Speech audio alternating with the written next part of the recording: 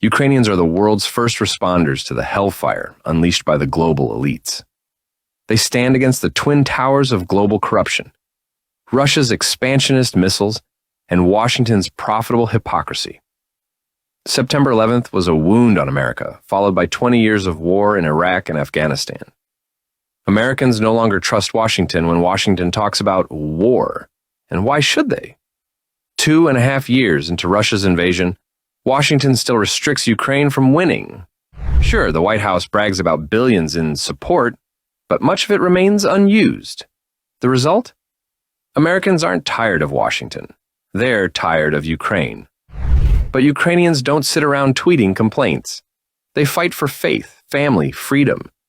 If you don't respect that, you're blind. Ukraine is holding the line against the enemies of freedom. Putin's Russia, Islamist Hamas, communist China, and globalist corporatism. The elites don't want you to see this. Not now, not ever.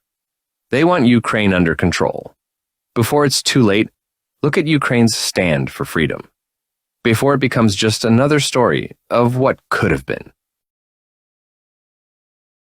If I could cry, I would, but the tears ran out long ago, leaving only a sense of numbness. So wrote Ostap Slavinsky, professor at Ukrainian Catholic University, about the Russian murder by missile of a mother and her 3 daughters in Lviv. One of them, Daria, was a student. Yaroslav, husband and father, is now all that's left of his immediate family.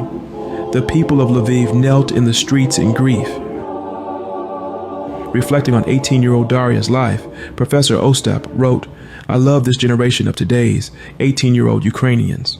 They are determined, pragmatic, and passionate, untainted by Sovietism. The missile that killed Daria did not pass through space, but through time.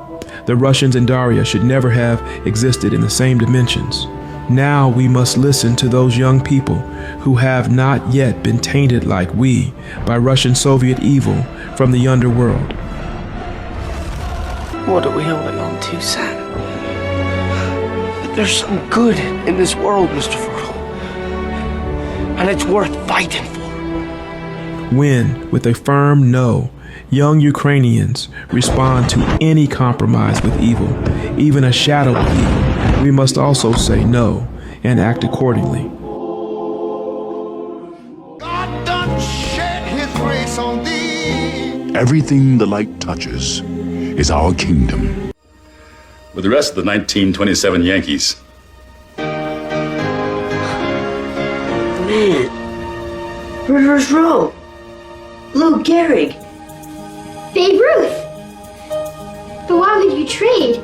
That one's all chewed up. I got a lot of good stuff. Look at that stuff. Besides, you needed more than I do.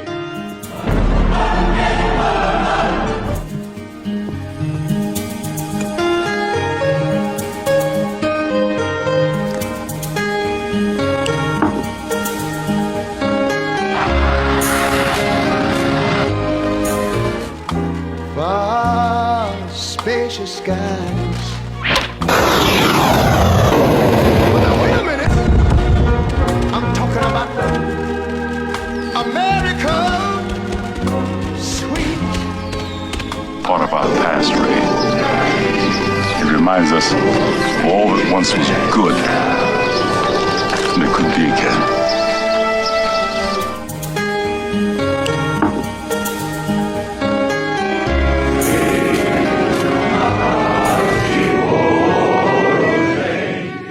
Today is September 11th, and here we are in Ukraine, a country that experiences a different type of 9/11 almost every day. And these guys, Sergey and your team, Ukrainian volunteer firefighters here in Odessa, you're able to do your job in many ways thanks to this equipment from the United States, this fire truck behind us from Sterling, Illinois, and this truck from Jefferson County, New York. And what I love about this truck, on there is a sticker, the flag of the state of Virginia. And it says the words, "Sic semper tyrannis," which means thus always to tyrants, death to tyrants. That was the motto, really, of Thomas Jefferson, the namesake of Jefferson County. And so I just want Americans to realize that when there are Russian rocket attacks here on Odessa City, It's these guys racing to the scene, often knowing that you could be facing another missile any moment. The Russians tend to attack once the firefighters arrive. But I want Americans to visualize this on today, 9/11, 2024, that these fire trucks, including this one from New York, is racing to the scene. All the images we think of as 9/11 in America, that happens here all the time. But on the positive side, it's Americans, like your friend Chris Manson from Chicago, who helps donate these trucks. Thank you very much, USA and Greece. Slava Ukraini. Героям слава. Glory to the US. Come take my hand, come take my hand. We'll walk this road together. The Ukrainian word for victory literally means beyond possibility. The Russian word for victory literally means after the misery. What's your victory?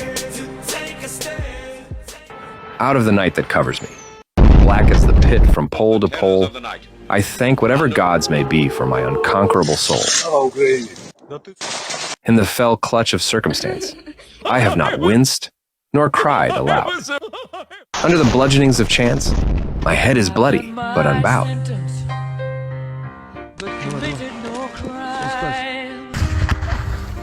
Beyond this place of wrath and tears looms but the horror of the shade, and yet the menace of the years finds and shall find me unafraid.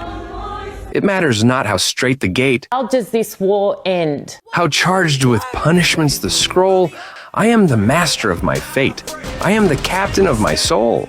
The Ukrainian word for victory literally means beyond possibility. The Russian word for victory literally means after the misery. What's your victory?